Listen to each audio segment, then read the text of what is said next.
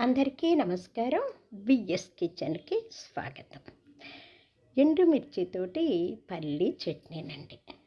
ఎండుమిర్చి, పల్లీలు చక్కగా వేయించుకోవాలి. కొంచెం కరివేపాకు కూడా వేయాలండి. చక్కగా వేయించేసి పక్కన పెట్టేసుకొని దూరగా వేయించుకోవాలి చక్కగా.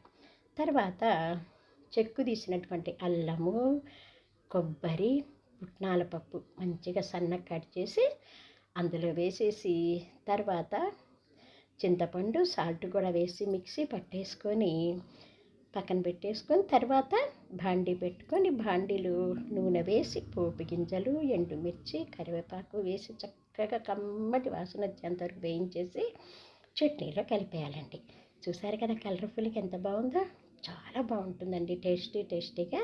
ఇది పైగా ఒక 2-3 రోజులు స్టాక్ ఉంటుంది, పాడైపోదనమాట. చక్కగా ఇలా ఆనియన్ దోశ కానీ లేదా ఇడ్లీలోకి కానీ ఈ చట్నీ చాలా బాగుంటుందన్నమాట. ట్రై చేసి చూసి ఎలా ఉందో కామెంట్స్ పెట్టేయండి మరి.